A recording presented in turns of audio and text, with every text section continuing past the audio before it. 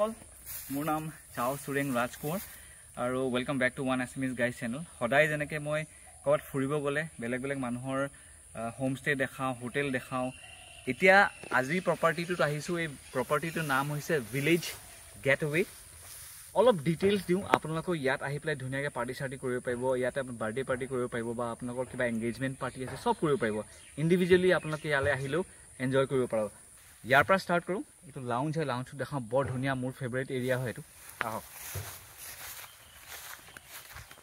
চাং বনোৱা গৈছে আৰু চাঙৰ ওপৰত আপোনাৰ গোটেই কাঠৰ এৰেঞ্জমেণ্ট দেখিছোঁ টক্টা দিয়া গৈছে বঢ়িয়া একদম ধুনীয়া ইমেজ আৰু এইবিলাক অলপ ডাইনিং এৰিয়া টাইপো বনাই থৈছে আপোনালোকে বহি পেলাই আপোনালোকে কি কৰে সেইটো আপোনালোকৰ ওপৰত কথা আপোনালোকে ধূম্ৰপানে কৰিছে নে আপোনালোকে ইয়াত চাহ কফি খাইছে নে ইয়াৰে যোন কেফেখনৰ মানে ভিলেজ গেটৱেৰ পাকঘৰৰ খানা খাইছে সেইটো আপোনালোকৰ ওপৰত কথা একো প্ৰব্লেম নাই ইয়াত এনেকৈ দুখন সেনেকৈ এইপিনে এখন 3 নম্বৰ এখন টেবুল লাগি আছে আৰু এইপিনে আপোনালোকৰ বহুত ধুনীয়া চিটিং এৰেঞ্জমেণ্ট এটা বনোৱা হৈছে ইয়াত নিয়াৰলি 10-15টা মানুহ আৰামছে বহি পেলাই খাব পাৰিব আৰু এই এম্বিয়েন্সটো এইটো কাৰণে ভাল লাগিছিলে এনেকুৱা এৰেঞ্জমেণ্টবোৰ মই হিমাচল ছাইডত দেখিছোঁ মানে ইয়াত কমেই দেখিছোঁ আৰু ইয়াত এটা বস্তু কি ভাল আপোনাৰ বহিলে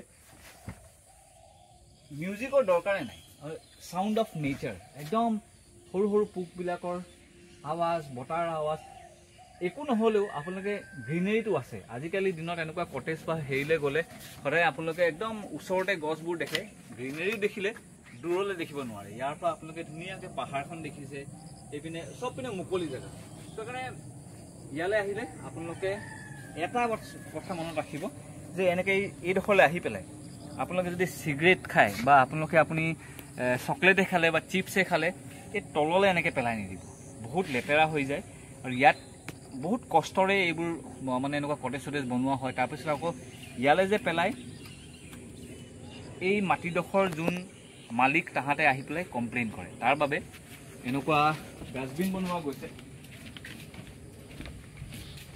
এয়া বেম্বু ডাষ্টবিন অলৰেডি বনোৱা গৈছে আপোনালোকে গোটেই জাবৰ সদায় এনেকুৱা জেগাতে পেলাব অলপ চাফ চিকুণ কৰিলে আপোনালোকে নিজে ৰেছপনচিবল হ'ব এইপিনে হাত ধুবলৈ হেৰি আছে অলৰেডি ইয়াতে পিছলৈ গৈ পেলাই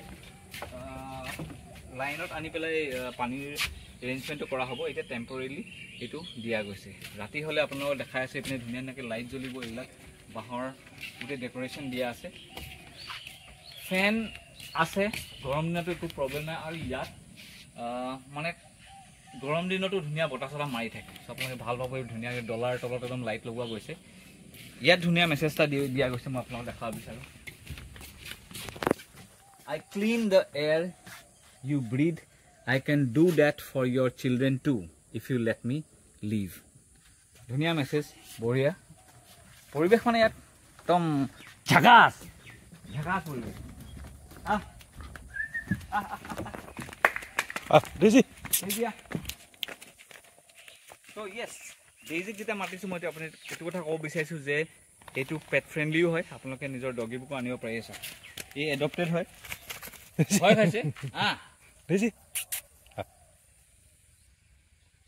ডেইজি কাম ডেইজিৰ 1 বছৰ হৈছে ইয়ালে লাষ্ট মানে 1 বছৰ আগতে যেতিয়া সৰু হৈ আছিলে একদম সেই তেতিয়াই দেখা এতিয়া অকণমান ডাঙৰ হ'ল তাই নে সি ঠিকে কৈছে ত' this is the first cottage এই কটেজটোত আপোনালোকক দেখুৱাওঁ ইয়াত আমি আছোঁ বৰ্তমান আমাৰ কাইলৈ ৰাইড আছে বহুত দূৰলৈ যাব নৰ্থ ইষ্ট ৰাইডাৰ্ছ মিট যদি আপোনালোকে নাই শুনা নৰ্থ ইষ্ট ৰাইডাৰ্ছ মিট আমি যাম এই আমাৰ ফ্লেগছবোৰ বাহিৰত অলপ বস্তু আছে অলপ ৰুমটো লেতেৰা হৈ থকা নাই কিন্তু আমাৰ বস্তুবোৰ ইফালে হৈছে বেয়া নাপাব বাহিৰত আপোনালোকৰ চিটিং এৰেঞ্জমেণ্ট আছে চকী টেবুল লাগি আছে আপোনালোকে দেখিছে এইটো চাওক বহুত ধুনীয়াকৈ বনোৱা হৈছে গ্লাছেছবোৰ লগাই মানে যোনটো শ্বেপ দিয়া গৈছে মানে ভাল ধুনীয়া একদম ভিতৰলৈ আহিলে লাইটটো জ্বলাই দিছোঁ এতিয়া পিছে খিৰিকীবোৰ মাৰা সময় হৈছে কাৰণ গধূলি হৈছেগৈ খিৰিকীবোৰ মাৰি লওঁ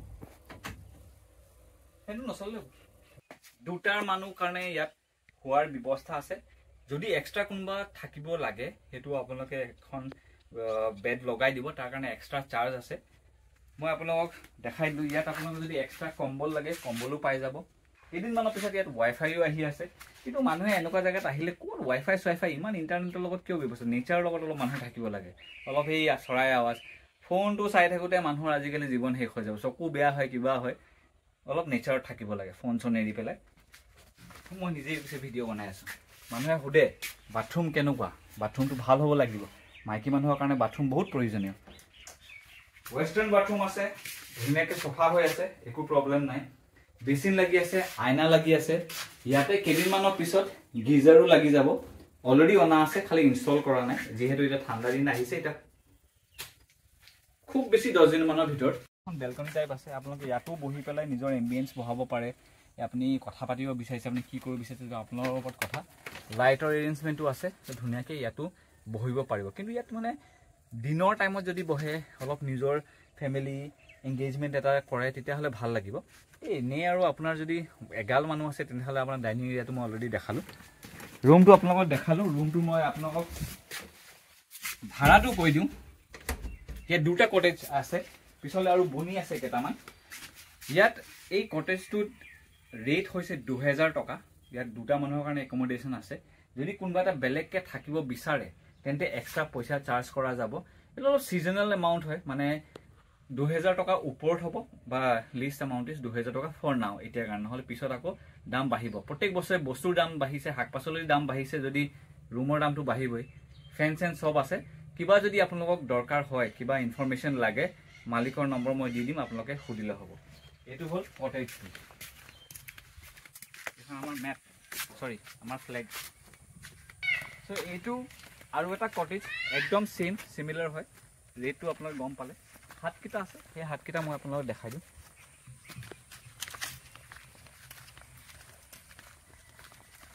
সৰু ল'ৰা ছোৱালীয়ে ধুনীয়াকৈ খেলিব পাৰিব, কুকুৰ চুকুৰ আহিলেও দৌৰি ফুৰিব পাৰিব, একো প্ৰব্লেম নাই। হাতত মোৰ বন্ধু এজনে কাম কৰি আছে, ৱৰ্কিং ফ্ৰম হোম। হোমৱৰ্ক। এয়া হাতটোলা হয়, দেখাই দিম।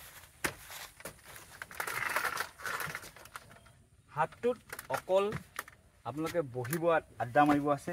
বহিবলৈ আড্ডা মাৰিবলৈ আপুনি 5-6টা মানুহটো ধুনীয়াকৈ বহি পেলাই আড্ডা মাৰিব পাৰিব। কিন্তু ৰাতি যদি কমফৰ্টেবলি আপোনালোকে শুবলৈ বিচাৰিছে, তেন্তে 4টা মানুহ কমফৰ্টেবলি শুব পাৰিব। আপোনালোকৰ মেট্ৰেছ যদি লাগে, তেতিয়া মালিকে আপোনাক আনি দিব। লাইট, ছুইচ, চাৰ্জাৰ চব আছে, একো চিন্তা নাই। আপোনালোকে অলপ এক্সট্ৰা স্পেচো আছে, এনেকৈ আপোনালোকে নিজৰ লাগেজ বুলিও ইয়াত থ'ব পাৰিব। কিন্তু লাগেজ ইয়াত নুঠালেও একো প্ৰব্লেম নাই, কাৰণ জেগাডোখৰ ছেফেই হয়। মই যদি আপোনালোকক ইয়াৰ হাতটোৰ দামটো কওঁ, তেতিয়াহ'লে পাৰ পাৰ্চন 300 টকাকৈ ইয়াত চাৰ্জ কৰা যায়। 4টা মানুহ আহিলেগে পাৰ পাৰ্চন হিচাপে দেই, নট হাত ৱাইজ নহয়। চ' যদি 3জন আহে 900 টকা হ'ব, য'ত ব্ৰেকফাষ্ট ইনক্লুডেড নাই। আপোনালোকে এতিয়া সুধিব যে ইয়াৰ বাথৰুমটো ক'ত আছে, বাথৰুম দেখাই দিয়ক। এতিয়া হাত আছে, অফিচিয়েলি বাহিৰত থাকিব। হয়, এইডাল আপোনালোকে ভাবিছে চাগে এইডাল মই লৈ ফুৰিছোঁ, এইবিলাক মই প্ৰেংক ভিডিঅ' বনাবলৈ থৈ দিছোঁ।